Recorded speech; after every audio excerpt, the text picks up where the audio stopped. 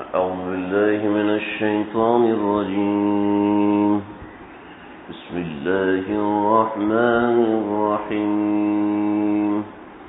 ولما فصلت العير قال أبوهم إني لأجد ريح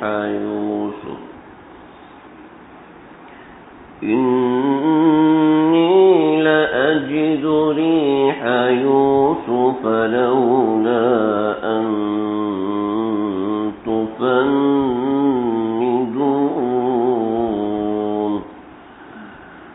قالوا تالله إنك لفي ضلالك القديم.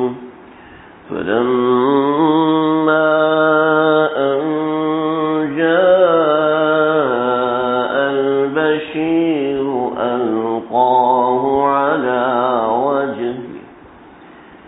ألقاه على وجهه فارتد بصيرا قال ألم أقل لكم إني أعلم من الله ما لا تعلمون.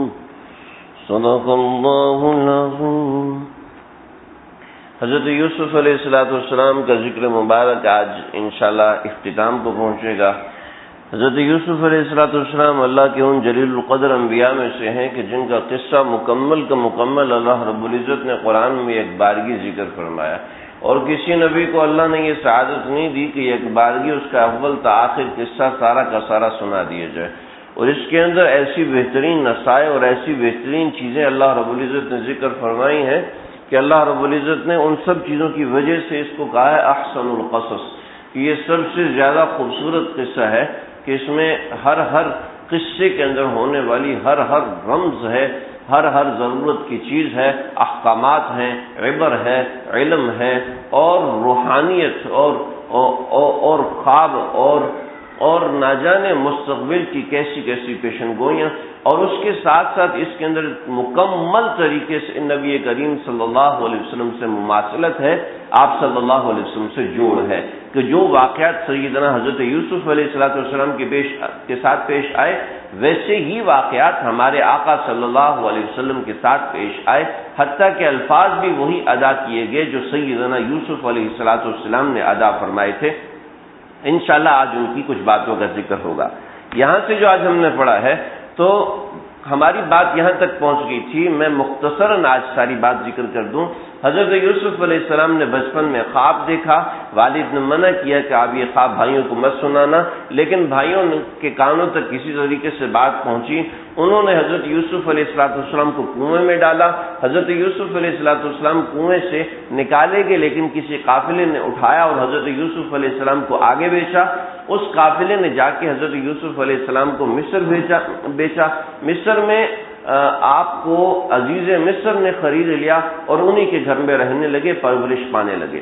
اس میں کیا کیا حکمتیں تھی وہ ہم نے ساتھ ذکر کی تھی. جب حضرت یوسف علیہ السلام اپنے بلوغت تک پہنچ گئے، سمجھداری تک پہنچ گئے، 33 یا 40 برس کی عمر تک پہنچ گئے، تو اللہ نے حضرت یوسف علیہ السلام کو نبوت عطا فرمائی.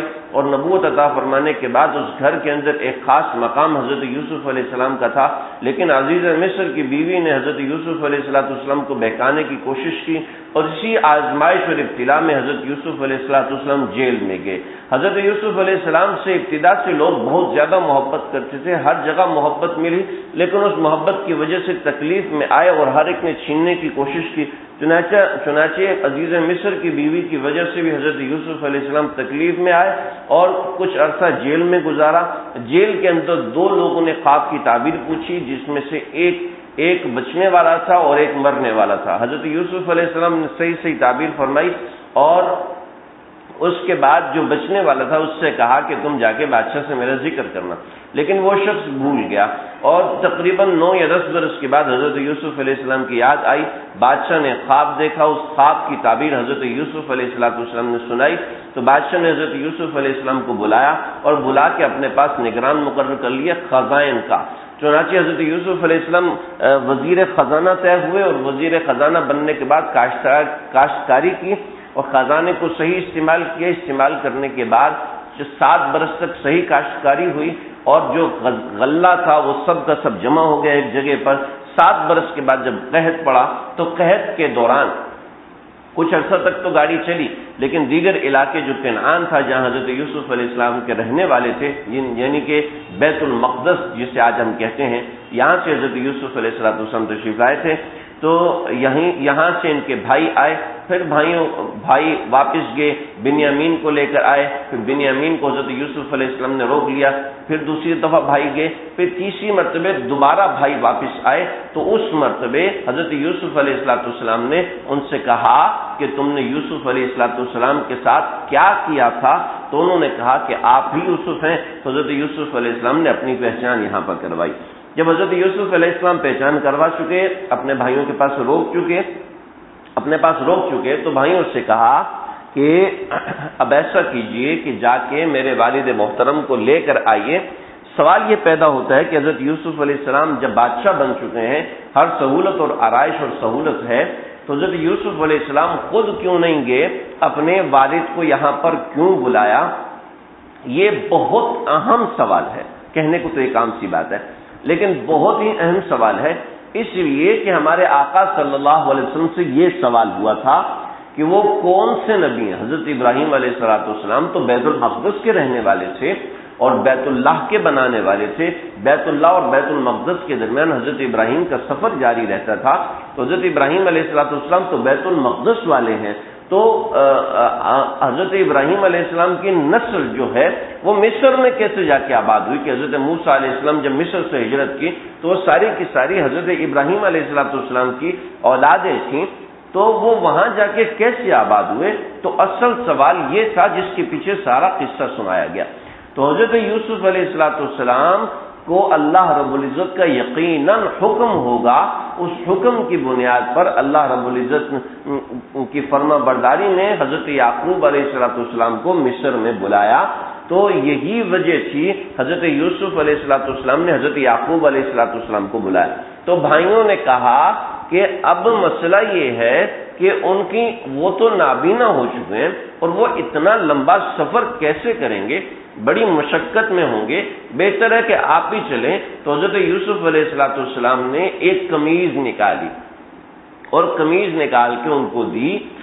روایتوں میں آتا ہے کہ یہ قمیض دراصل جنت کی قمیض تھی. میں مختصراً ذکر کر چکا ہوں لیکن آج کچھ تفصیل ذکر کروں گا اس لیے کہ بہت اہم بات ہے. ایک روایت ہے، اصل جو ظاہر بات ہے وہ یہ ہے کہ وہ قمیض حضرت یوسف علیہ السلام کی تھی. حضرت یوسف علیہ السلام نے اپنی وہ قمیض حضرت یعقوب علیہ السلام کے لیے بھیجی.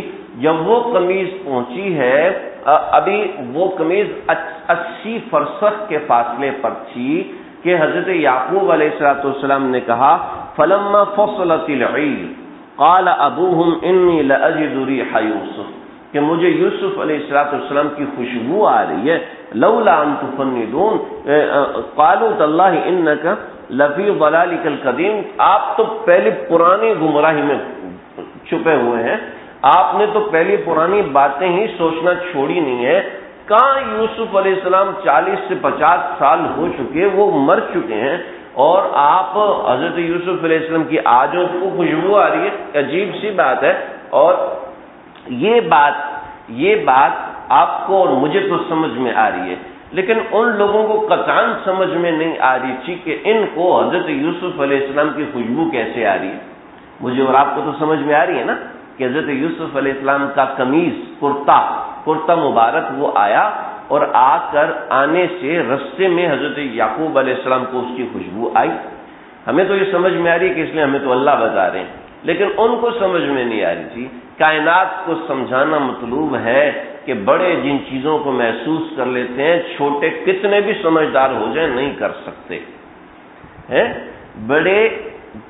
بڑے جن چیزوں کو محسوس کر سکتے ہیں چھوٹے کتنے بھی سمجھدار پڑھے لکھے ہو جائیں تہذیب یافتہ ہو جائیں وہ چیز محسوس نہیں کر سکتے جو بڑے محسوس کرتے ہیں.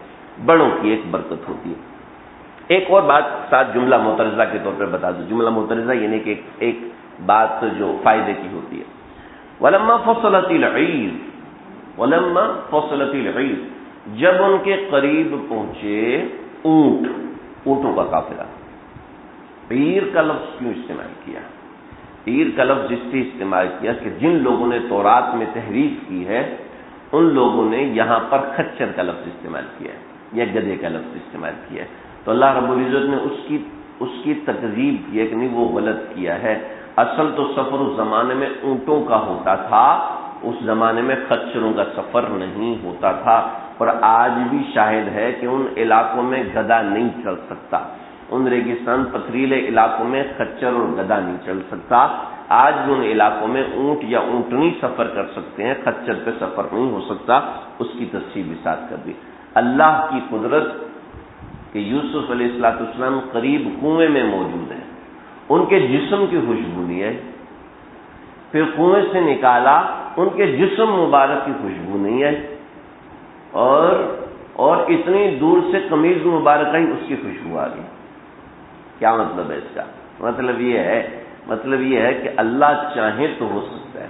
حضرت عمر ابن خطاب رضی اللہ عنہ منبر رسول صلی اللہ علیہ وسلم پہ کھڑے ہیں. اب یا ساریہ الجبل، شام میں لڑائی ہو رہی ہے، منبر پہ بیٹھے ہوئے دیکھ لیا یا ساریہ الجبل، ساریہ پہاڑ کی طرف چڑھ لو، پہاڑ کی طرف کھا لیے. ان کے کانوں تک آواز پہنچی، ساریہ حضرت ساریہ علیہ رضی اللہ عنہ پہاڑ پہ چڑھ گئے، اپنی فوج کو بچا لیا ہے جی. اور منبر پہ بیٹھے اور دوسری طرف حضرت عمر ابن خطاب مسجد مصلی پہ کھڑے ہیں، منبر یا اس کے پیچھے فیروز لولو مجوسی بیٹھا ہوا نظر نہیں آیا. کیوں جی؟ اللہ چاہیں تو دکھائیں، اللہ چاہیں تو نہ دکھائیں جی. یہی جواب ہے. حضرت یعقوب علیہ السلام مصر میں کیوں گئے؟ اس لیے کہ اللہ نے چاہا تھا، اللہ کا حکم تھا. اس لیے یوسف علیہ السلام خود نہیں آئے، ورنہ جی تو چاہتا تھا حضرت یوسف کا کہ وہ خود جاتے، لیکن اللہ کا حکم تھا، اس وجہ سے حضرت یعقوب علیہ السلام تک نہیں پہنچنے دیا بات. تو یہ تمیز کی خوشبو وہاں تک پہنچی. یہ تو اصل بات ہے جو قرآن کے ظاہر سے ثابت ہے. چند روایات اور بھی ہیں، اور وہ یہ ہے کہ حضرت ابراہیم علیہ السلام کو قیامت کے دن سب سے پہلے کپڑے پہنائے جائیں گے. سب سے پہلے حضرت ابراہیم علیہ السلام کو کپڑے پہنائے جائیں گے، اس کے بعد آپ صلی اللہ علیہ وسلم کو لباس پہنایا جائے گا، اس کے بعد دیگر انبیاء کو لباس پہنایا جائے گا، اس کے بعد مؤذنین کو لباس پہنایا جائے گا.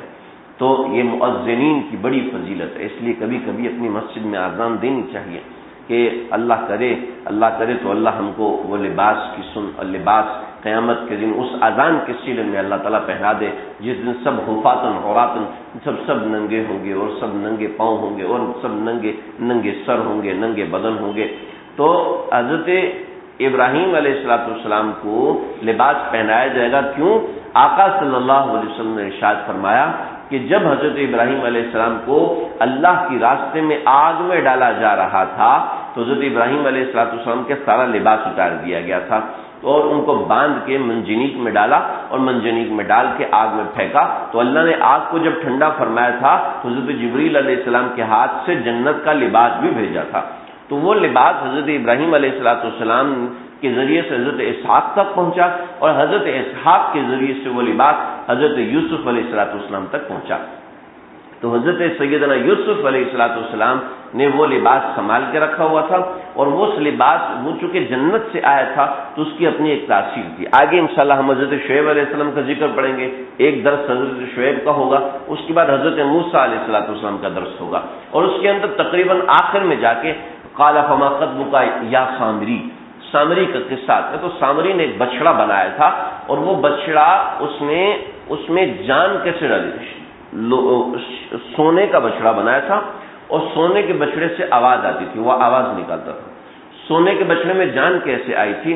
دراصل سامری کا نام بھی موسیٰ تھا، اور اس کی پرورش حضرت جبریل نے کی تھی. اور یہ جب حضرت جبریل کے گھوڑے کو دیکھتا تھا کہ اس کا پاؤں جہاں پڑتا تھا اس کے نیچے جو مٹی ہوتی تھی اس مٹی میں زندگی پیدا ہو جاتی تھی، گھاس اگاتی تھی، حالانکہ ریت پہ گھاس نہیں اگ سکتی، اس ریت پہ بھی گھاس اگاتی تھی۔ تو اس نے سمجھا کہ جنت کی ہر چیز میں زندگی ہے، چنانچہ اس نے وہ مٹی اٹھا لی تھی۔ جب اس نے وہ بچڑا بنایا تو اس بچڑے کے اندر وہ مٹی ڈال دی تو اس بچڑے میں جان پڑ گئی۔ تو کہا دیکھو سونے کے بچڑے میں کیسے جان پڑی، یہ تمہارا خدا ہے۔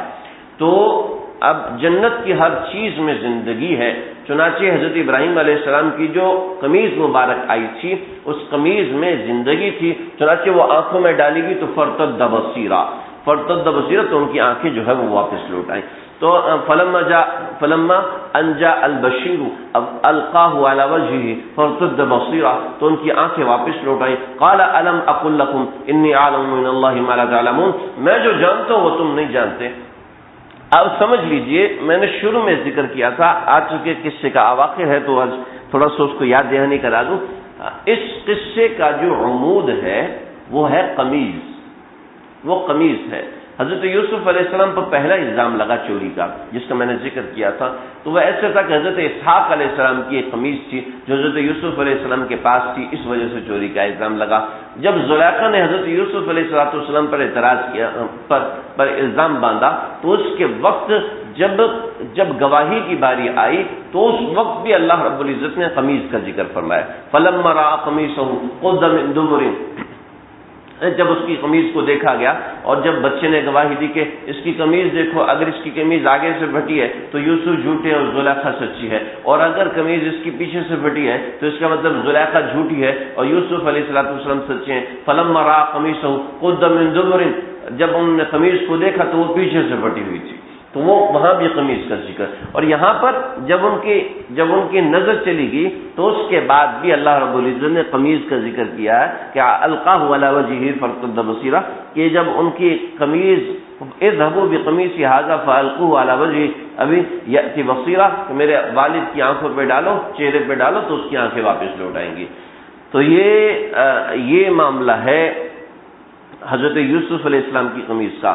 جب انہوں نے دیکھا کہ ابا تک بات پہنچ گئی ہے تو صاف پتہ چلا کہ بچوں نے جھوٹ بولا تھا، تو کہنے لگے قالوا یا ابانا، اے ہمارے والد، استغفر لنا ذنوبنا، آپ ہمارے گناہوں کے لیے استغفار کیجئے، انا كنا خاطئین، ہم نے غلطی کی۔ تو قال سوف استغفر لكم ربی، کہا میں تمہارے پروردگار سے تمہارے لیے معافی مانگوں گا، تمہارے پروردگار سے تمہارے لیے معافی مانگوں گا، انہ هو الغفور الرحیم، بے شک وہ بہت معاف کرنے والا، وہ بہت رحم کرنے والا ہے۔ حضرت یوسف علیہ السلام نے فوراً معاف کر دیا۔ حضرت یعقوب علیہ السلام جو کہ سراپا شفقت تھے، باپ تھے، ان کو تو فوراً معاف کرنا چاہیے تھا۔ سوف استغفر لکم، میں تمہارے لیے معافی مانگوں گا، کیا مطلب اس کا؟ علماء نے بڑی حکمتیں لکھی ہیں۔ فرمایا کہ کوئی شخص اگر قصوروار ہے تو جب تک صاحب حق معاف نہ کرے اس وقت تک کسی دوسرے کی معافی معتبر نہیں ہوتی، سمجھے؟ جب تک صاحب حق معاف نہ کرے۔ حضرت یعقوب علیہ السلام کو کیا پتہ یوسف علیہ السلام نے معاف کیا ہے یا نہیں کیا جی؟ تو صاحب حق سے معافی ہوگی، اس کے بعد میں معاف کروں گا، پہلی بات۔ دوسری بات یہ کہ حضرت یعقوب علیہ السلام صاحب بصیرت تھے، حضرت یوسف علیہ السلام جوان تھے، جوان آدمی صاحب بصیرت نہیں ہوتا، حضرت یوسف علیہ السلام صاحب بصیرت تھے، یہ بات سمجھ لیں، لیکن اس درجہ بصیرت نہیں ہو سکتی جتنی یعقوب علیہ السلام میں تھی۔ تو حضرت یعقوب علیہ السلام کی بصیرت کیا ہے؟ صاحب قصص القرآن حضرت مولانا حفظ الرحمان سے عربی صاحب فرماتے ہیں کہ جوانی کے اندر انسان فوراً معاف کر دیتا ہے، آگے کے حالات کے اوپر غور نہیں کرتا۔ حضرت یعقوب علیہ السلام نے فرمایا کہ ابھی تو یہ مار کھا چکے ہیں، اس لیے معافی مانگ رہے ہیں، ان کا قصور پکڑا گیا ہے، لیکن آگے دیکھوں گا کہ ان کے دل میں واقعتاً بغض ہے یا نہیں۔ اگر ان کے دل میں کینہ اور عداوت ہے تو معاف نہیں کروں گا، تو ان کے لیے معافی نہیں مانگوں گا، پہلے دیکھوں گا کہ ان کے دل سے یہ بغض اور عداوت نکل رہی ہے یا نہیں نکل رہی۔ جب یہ نکلے گی تب ان کو صحیح طریقے سے معاف کروں گا۔ تو اس وجہ سے فرمایا سوف استغفر لکم ربی کہ میں تمہارے لیے اپنے پروردگار سے معافی مانگوں گا. ہاں ان کو تسلی کے لیے کہہ دیے کہ وہ معاف کرنے والے ضرور معاف فرما دیں گے. اور بعض محدثین نے فرمایا ہے کہ انہوں نے فرمایا تھا رات میں تہجد کے وقت میں اللہ تعالیٰ سے معافی مانگوں گا. علامہ علوسی رحمۃ اللہ علیہ تفسیر روح المعانی میں فرماتے ہیں کہ انہوں نے اللہ رب العزت نے حضرت جبریل علیہ السلام کو بھیجا، چند کلمات دے کر انہوں نے وہ کلمات دہرائے اور اس کے بعد ان کی معافی ہوئی. فلما دخلوا على يوسف آوى إليه أبويه وقال ادخلوا مصر إن شاء الله آمنين. حضرت یوسف علیہ السلام مصر سے باہر ایک علاقہ تھا رامسیس. آج جو مصر ہے نا جی، آج جو مصر ہے قاہرہ اور یہ دوسرے علاقے، یہ جو مصر ہے یہ وہ والا مصر نہیں ہے جی.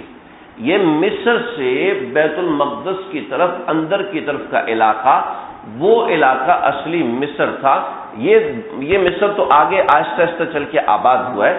یہ میرے پاس موقع نہیں ملا ورنہ میں وہ نقشہ آپ حضرات کو دکھاتا کہ وہ نقشے میں وہ مقام کون سا ہے، کس جگہ پر حضرت یوسف علیہ السلام ٹھہرے تھے. لیکن انشاءاللہ میں بھیج دوں گا، جو لوگ آن لائن یا واٹس ایپ پر دیکھتے ہیں تو ان کو میں انشاءاللہ بھیج دوں گا کہ وہ مقام کون سا تھا، تاکہ پتہ چل جائے حضرت یوسف علیہ السلام کا اصلی مقام کا کیا تھا، کس جگہ پر رکے تھے. حضرت یوسف علیہ السلام نے مصر سے باہر جا کے اپنے والد کا استقبال کیا اور ان کو لے کر آئے. جب لے کر آئے تو تورات میں لکھا ہے حضرت یوسف علیہ السلام نے ایک دربار لگایا تاکہ اپنے بھائیوں کی، اپنے والد کی لوگوں کو شناخت کروا دے، تاکہ پتہ چلے کہ میرا یہ خاندان ہے، میں کوئی جدوی پشتی غلام نہیں ہوں بلکہ میرا پورا ایک خاندان ہے جو خاندان نبوت ہے. چنانچہ حضرت یوسف علیہ السلام نے ایک دربار لگایا اور دربار لگا کے تورات کے مطابق اگر دیکھا جائے تو یہ ہے کہ ورفع ابویہ علی العرش وخروا له سجدا، کہ سب درباریوں نے جب سجدہ کیا تو ان کو دیکھا دیکھی حضرت یوسف علیہ السلام کے والد یعنی حضرت یعقوب علیہ السلام اور دوسرے حضرت یوسف علیہ السلام کے بھائی، ان سب نے سجدہ کیا.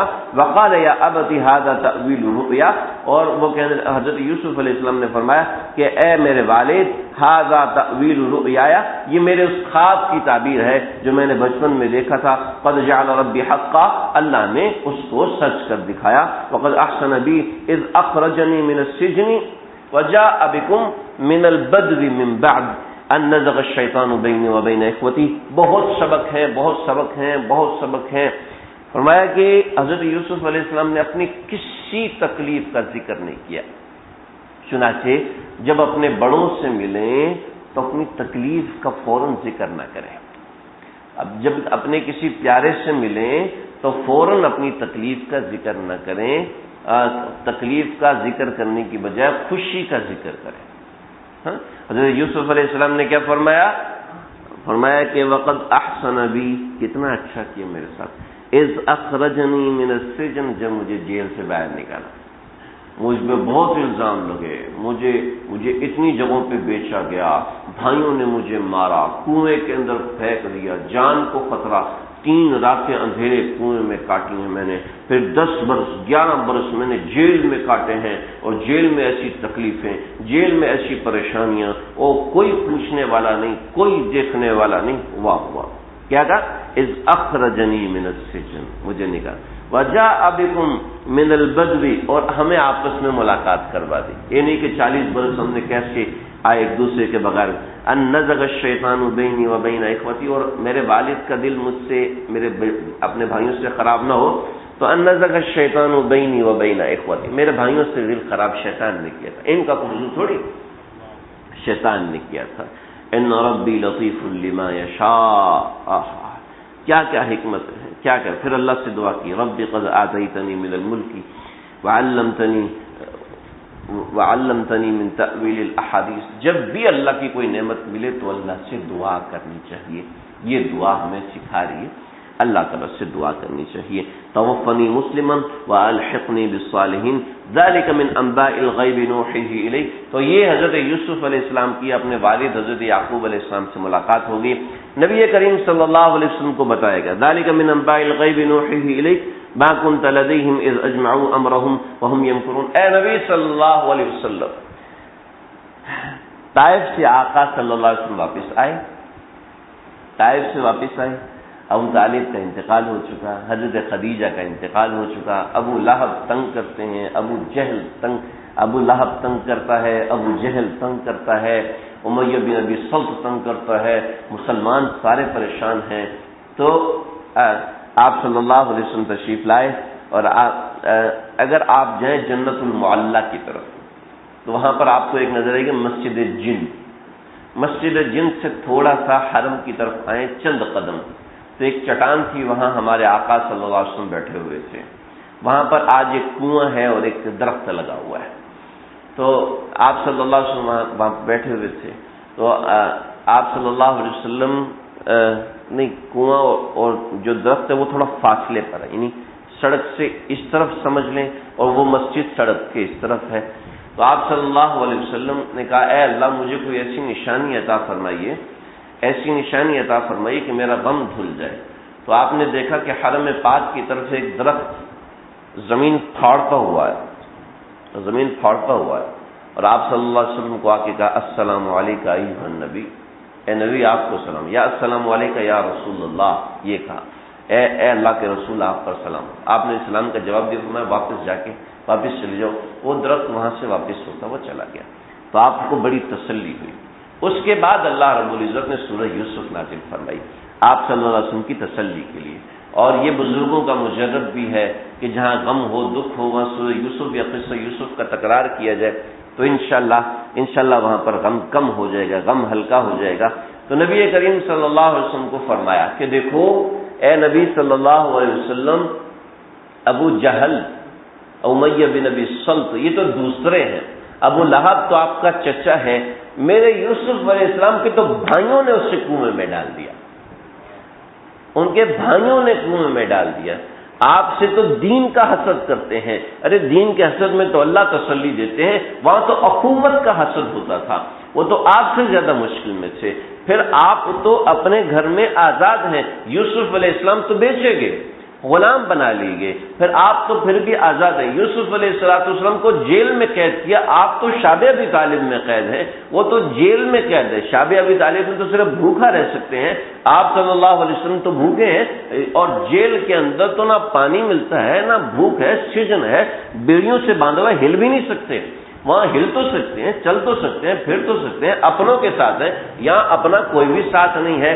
آپ دیکھیں جب انسان کو پتہ چلے کہ ہم ہسپتال میں گئے تو میرے بچے کی انگلی کا مسئلہ تھا، ہم ہسپتال میں گئے تو اس کی صرف انگلی کی سرجری ہونی تھی، ہم اتنے پریشان تھے، ہمارے بیڈ کے ساتھ ایک بچہ تھا جس کی ناک سے لے کے گردن تک کی سرجری ہونی تھی، اور اس کو دیکھا ہم نے کہا اللہ جی ہم بہت سکون میں، ہم بہت تسلی میں ہیں، ہمیں تو کوئی تکلیف ہی نہیں ہے، جو تکلیف اس کو ہے۔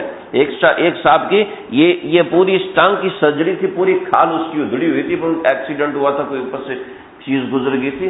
تو اللہ جب انسان اپنے سے بڑی تکلیف کو دیکھتا ہے، اگرچہ ہمارے آقا کی تکالیف زیادہ ہیں اگرچہ، لیکن اللہ نے وہ دکھایا کہ دیکھو یوسف علیہ السلام کی کتنی تکلیف، آپ لہذا تسلی رکھیں۔ اور پھر قصہ یوسف کو آپ صلی اللہ علیہ وسلم کو سے کیسی مناسبت ہے، ہر قصہ ہمارے آقا صلی اللہ علیہ وسلم سے میچ کر رہا ہے، ہر قصہ ہمارے آقا صلی اللہ علیہ وسلم سے جڑ رہا ہے، حتیٰ کہ یوسف علیہ السلام نے جو کلمات بولے تھے نبی کریم صلی اللہ علیہ وسلم کے سامنے کفار آئے، اور یہی آقا صلی اللہ علیہ وسلم کو تسلی ہے، جیسے یوسف علیہ السلام کے سامنے ان کے بھائی بے بس ہو گئے تھے، ایسے ہی آپ صلی اللہ علیہ وسلم کے سامنے یہ ابو جہل اور امیہ بن ابی سلط اور یہ سارے لوگ آپ کے سامنے بے بس ہو جائیں گے، آپ کے سامنے پریشان ہوں گے۔ چنانچہ انہوں نے آپ صلی اللہ علیہ وسلم نے کہا کہ جانتے ہو کریم کون ہے؟ کہا کون کریم؟ کہا کریم ابن کریم ابن کریم ابن کریم۔ کہا کون کریم؟ کہ یوسف کریم ہے، ان کے والد یعقوب کریم، ان کے والد اسحاق کریم، اور ان کے والد حضرت ابراہیم علیہ السلام وہ بھی کریم ہیں۔ تو کہا کہ آپ بھی کریم ہیں۔ آپ نے فرمایا کہ آج بتاؤ میں تمہارے ساتھ کیا سلوک کروں گا؟ تو کہا کہ آپ کریم ہیں اور ابن الکریم اور ابن الکریم اور ابن الکریم، آپ ہمارے ساتھ اچھا ہی کریں گے۔ فرمایا کہ ٹھیک ہے، لا تصریب علیکم اليوم، یہی کلمات جو حضرت یوسف علیہ السلام نے فرمائے بعینہ ہی، وہی کلمات ہمارے آقا صلی اللہ علیہ وسلم نے ارشاد فرمائے۔ تو یہ قصہ یوسف آپ صلی اللہ علیہ وسلم کے قصے سے، آپ صلی اللہ علیہ وسلم کی زندگی سے ملتا ہے، اس وجہ سے اس کا نام احسن القصص ہے۔ قصہ یہاں پر جو قرآن میں تھا مکمل ہوا۔ اس کے بعد کیا ہوا؟ حضرت یوسف علیہ السلام حضرت یوسف علیہ السلام نے جو فرعون وقت تھا، جو ریان بن ولید حضرت یوسف علیہ السلام پر ایمان لے کے آیا تھا، مسلمان ہو گیا تھا، رامسیس اول تھا، یہ ریان بن ولید اس کا نام تھا۔ تو حضرت یوسف علیہ السلام نے ان سے اجازت مانگی کہ میں اپنے آل اولاد کو یہاں رکھنا چاہتا ہوں۔ چنانچہ 70 افراد حضرت یوسف علیہ السلام کے خاندان کے وہ مصر میں آئے، تو حضرت یوسف علیہ السلام نے کہا کہ آپ اجازت فرمائیے تو ہم مصر میں تھوڑا الگ لوگوں سے رہیں گے، تاکہ ہم بدو لوگ ہیں اور ہماری بود و باش الگ ہے۔ حضرت یوسف علیہ السلام کی غرض یہ تھی کہ یہ لوگ دوسروں سے الگ رہیں تاکہ اپنے دین اور مسلک میں آزاد رہیں، لیکن آگے کے سیاق سے یہ سمجھ میں نہیں آتا، لیکن تورات میں جو لکھا ہے وہ میں نقلاً ذکر کر رہا ہوں، مجھے اس پہ تحقیق کرنے کا موقع نہیں مل سکا کہ حضرت یوسف علیہ السلام کا خاندان اکٹھا رہا یا الگ رہا۔ البتہ تورات کی یہ روایت ہے کہ وہ الگ رہے اور وہیں پر ان کی نسلیں چلیں، نسل بعد نسل وہ وہیں پر رہے۔ چنانچہ حضرت یوسف علیہ السلام کی جو اولادیں تھیں وہ اولادیں بھی یہیں پر رہیں۔ افراہیم حضرت یوسف علیہ السلام کے مشہور بیٹے ہیں، لیکن کچھ اور بھی اولادیں تھیں جن کا کتابوں کی بکیر ہیں اور بکیر کی بھی اولادیں ہیں، لیکن بکیر اور اس کی نسل کا کہیں انساب میں ذکر نہیں ہے۔ انشاءاللہ حضرت موسیٰ علیہ السلام کا جب ذکر ہوگا تو میں انشاءاللہ اس وقت حضرت یوسف علیہ السلام کا اور حضرت یعقوب علیہ السلام کی جتنی اولادیں 12 اولادیں تھیں اس کا انشاءاللہ نسب آپ حضرات کے سامنے رکھوں گا کہ حضرت موسیٰ علیہ السلام حضرت یوسف کی اولاد میں سے نہیں ہے، حضرت یعقوب علیہ السلام کی پہلی جو نسل ہے اس کی اولاد میں سے حضرت موسیٰ علیہ السلام اور حضرت ہارون علیہ السلام تھے۔ انشاءاللہ زندگی رہی تو اگلا ہفتہ نہیں تو اس سے اگلے ہفتے ہم حضرت موسیٰ علیہ السلام کا ذکر شروع کریں گے، جو بڑا ہی زبردست اور بڑا عجیب و غریب ہے۔ حضرت یوسف علیہ السلام کا قصہ تو آپ حضرات کہیں نہ کہیں سنتے آتے ہوں گے، لیکن حضرت موسیٰ علیہ السلام کے چند ایک واقعات مشہور ہیں، بقیہ ان کی زندگی کیسے رہی وہ بڑی دلچسپ ہے، بڑا زبردست ایک سفر نامہ ہے حضرت موسیٰ علیہ السلام کی زندگی، انشاءاللہ اس کا ذکر ہوگا۔ حضرت یوسف علیہ السلام کی عمر 110 سال رہی، تو حضرت یوسف علیہ السلام اپنے پوتوں کو بھی کھلاتے رہے ہیں۔ حضرت یعقوب علیہ السلام آخری عمر میں واپس بیت المقدس تشریف لے آئے تھے، اور حضرت ابراہیم علیہ السلام جہاں پر مدفون ہیں اس کے ساتھ ہی حضرت یعقوب علیہ السلام مدفون ہو گئے۔ لیکن جب حضرت یوسف علیہ السلام کے انتقال کا وقت آیا تو انہوں نے اپنی ساری نسلوں سے وعدہ کیا کہ اب آپ جب یہاں سے جائیں گے تو میری نعش کو اپنے ساتھ لے کر جائیں گے، یعنی آپ لوگ جب یہاں سے ہجرت کرو گے، یعنی اللہ کا حکم آئے گا مصر کو چھوڑنے کا، تو پھر آپ لوگوں نے یہاں سے جانا ہے تو میری نعش کو اپنے ساتھ لے کر جانا ہے۔ چنانچہ حضرت یوسف علیہ السلام کی نعش کو انہوں نے کتابوں میں لکھا ہے خوشبو لگائی، لیکن دوسری کتابوں میں جو اور تفصیل ہے اس میں یہ ہے کہ ان کے اوپر جیسے وہ لاشوں کو ممی بناتے تھے، لاشوں کی ممی بناتے تھے، یہ اسی عبرانی زبان کا لفظ ہے کہ ممی ایسے بناتے تھے کہ اس کے اوپر چند ایک دوائیاں اور مثالیں لگاتے تھے کہ جس سے لاش خراب نہ ہو۔ تو حضرت یوسف علیہ السلام کی نعش کو خوشبو اور یہ ممی بنا کے انہوں نے رکھ لیا اور ایک جگہ پہ دفن کر دیا حضرت یوسف علیہ السلام کے تابوت کو۔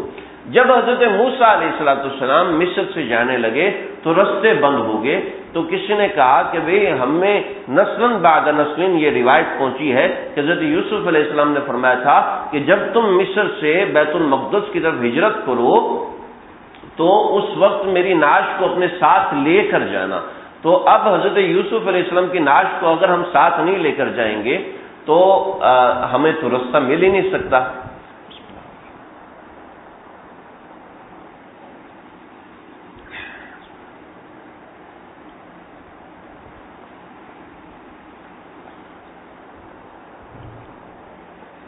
بس ختم کرنے والوں بھائی، جن لوگوں کو نیند آ رہی ہے ان کو اطلاع کرو، ختم ہو گیا، حضرت یوسف علیہ السلام کا انتقال ہو گیا۔ تو حضرت یوسف علیہ السلام کی نعش مبارک کے لیے حضرت موسیٰ علیہ السلام نے اعلان فرمایا کہ بھئی کوئی ہے جس کو پتہ ہے کہ حضرت یوسف علیہ السلام کی نعش مبارک کہاں پہ دفن ہے۔ کیونکہ حضرت موسیٰ علیہ السلام جو نسب ہے، نسب اس کے لحاظ سے پتہ چلتا ہے کہ حضرت یوسف علیہ السلام اور حضرت موسیٰ علیہ السلام کے درمیان صرف دو نسلیں ہیں، دو نسلیں، یعنی اتنا بڑا فاصلہ نہیں ہے. لیکن بہرحال وہ جب حضرت موسیٰ کا ذکر آئے گا میں ذکر کروں گا. تو ایک بڑھیا نے کہا، حضرت مولانا اشرف علی تھانوی صاحب رحمۃ اللہ نے لکھا ہے اور بھی کتابوں میں موجود ہے. تو ایک بڑھیا نے کہا کہ مجھے پتہ ہے. کہا پھر بتاؤ. کہا ایسے تو نہیں بتاؤں گی. کبھی کیا مانگتی ہو؟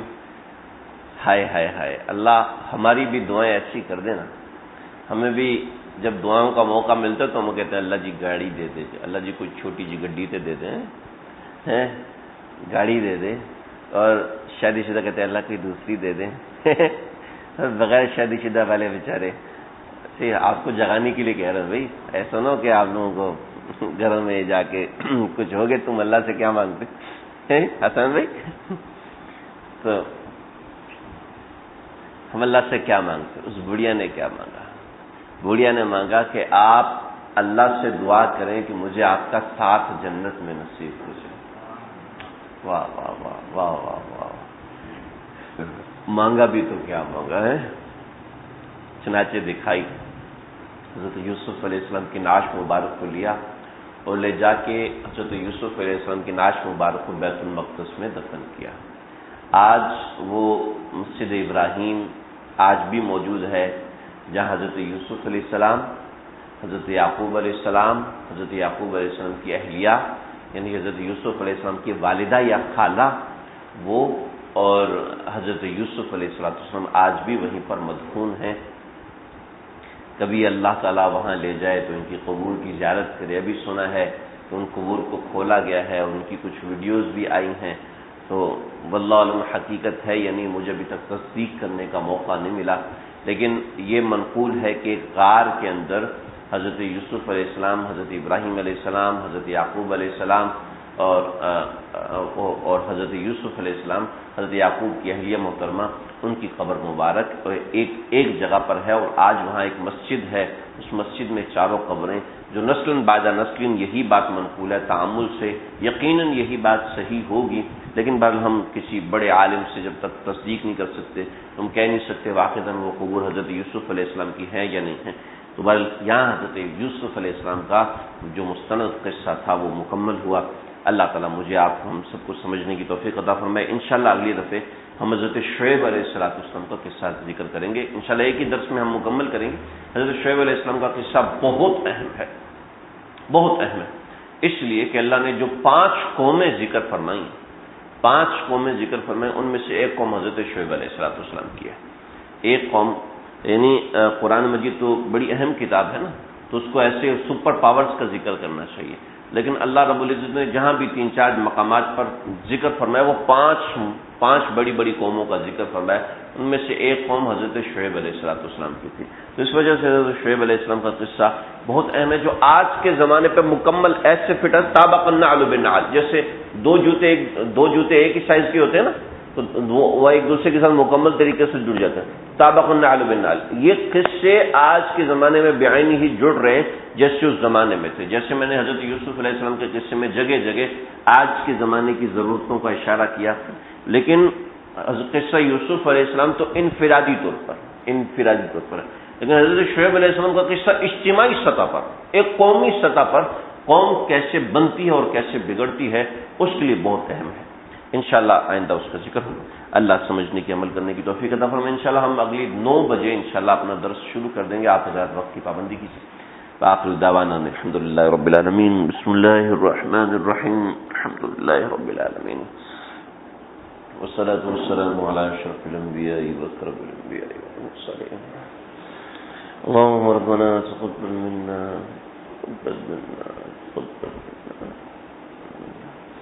إنك أنت السميع العليم وتب علينا إنك أنت التواب الرحيم. اللہ جی معاف فرما دیجیے.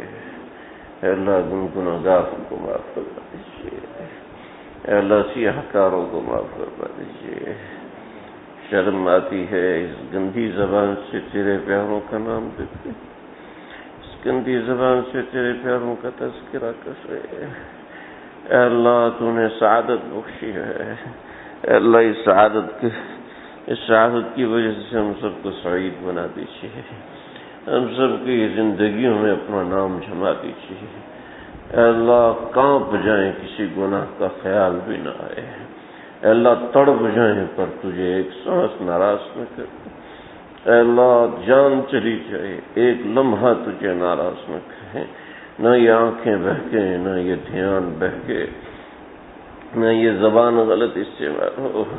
اللہ جی تیرے پیارے یوسف کے طفیل، تیرے پیارے یعقوب کے طفیل ہمارے گناہوں کو معاف فرما دیجیے، ہمارے گناہوں کو معاف فرما دیجیے۔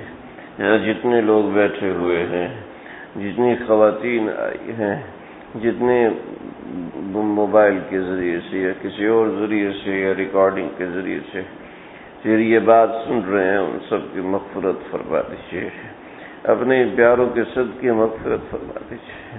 ان پیاروں کے صدقے ہمارے یہ دنیا کے چھوٹے چھوٹے کام ہیں، اے اللہ تو اتنا بڑا بادشاہ ہے، تو بھی ہنستا ہوگا کہ اتنا بڑا بادشاہ ہوں، چھوٹے چھوٹے کام میرے سامنے لے کے آتے ہیں، لیکن اے اللہ تو نہیں سکھایا ہے تسمہ بھی ٹوٹے تو مجھ سے مانگو، دھاگا بھی ٹوٹ جائے تو مجھ سے مانگو، سوئی سے دھاگا نکل جائے تو بھی مجھ سے مانگو، میں دے دوں گا۔ اے اللہ یہ ہمارے چھوٹے چھوٹے کام ہیں، ہمارے نوجوان روزگار کے حوالے سے پریشان ہیں، اے اللہ روزگاروں کی تنگی کو دور فرما دیجیے۔ اے اللہ جو مہنگائی کا سیلاب ہم سب مسلط ہمارے اعمال کی وجہ سے، اے اللہ آپ فضل فرما دیجیے، رزق میں وسعت فرما دیجیے، روزی میں وسعتیں فرما دیجیے۔ ہمارے جو لوگ گھروں میں بیمار ہیں، اسپتالوں میں بیمار ہیں، اے اللہ سب کو شفا کلی دیجیے، سب کو شفا کامل عاجل مستمرہ عطا فرمائیے۔ ہمارے عاصف بھائی اللہ بخار ہیں، اللہ ڈینگی کا خطرہ ہے، اے اللہ شفا کلی عطا فرمائیے۔ ہمارے فاروق بھائی کے بچوں کو صحت کلی دیجیے، اے اللہ ان کی اہلیہ محترم کو صحت کلی، صحت کامل عاجل مستمرہ عطا فرمائیے۔ مرض کا نام و نشان مٹا دیجیے، تکلیف کو دور فرما دیجیے۔ اے اللہ جانتے ہیں ہر تکلیف کے پیچھے اتنی بڑی جنت تو نے رکھی ہے، جانتے ہیں، مانتے ہیں، ایمان رکھتے ہیں، لیکن اے اللہ کہ ایسا نہیں ہو سکتا، تو بغیر تکلیف کے وہ بڑی سی جنت دیتے، بغیر تکلیف کے وہ بڑی سی جنت عطا فرما دے، بغیر تکلیف کے اے اللہ وہ درجات، وہ مراتب علیہ تو عطا کرنے پہ قادر ہے۔ اے اللہ اپنے بڑوں سے سنا، جو مقام محنت سے نہیں ہوتا دعا سے مل جاتا ہے، اے اللہ تجھ سے دعا کرتے ہیں، اے اللہ ان کی تکلیف کو دور فرما دیجیے۔ ہمارے نعمان بھائی کے بیٹے عبداللہ کو، حسن کو صحت کلی دیجیے، صحت کامل عاجلہ مستمرہ عطا فرمائیے۔ اے اللہ ان کے نعمان بھائی کی مشکل کو دور فرمائیے، تکلیف کو دور فرمائیے، ان کے والدین کو اے اللہ صحت کلی عطا فرمائیے۔ ہمارے خالد بھائی، خالد محسن بھائی، اے اللہ جملہ مقاصد حسنہ پورے فرمائیے۔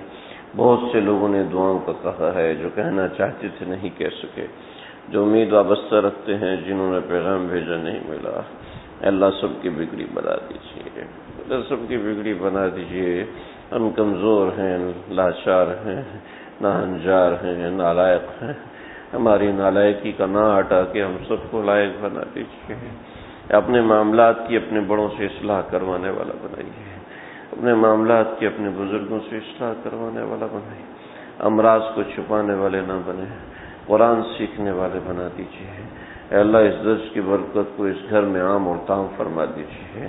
اے اللہ اس گھر کی درس کی برکت کو اے اللہ اس سارے محلے میں، ان سارے گھر، ان سارے خاندان والوں میں عام اور تام فرما دیجیے۔ اے اللہ اس مبارک نام کی مبارک برکتیں ہمارے ملک کو نصیب فرمائیے، ہمارے ملک کو نصیب فرمائیے، مسلمانان عالم کو نصیب فرمائیے۔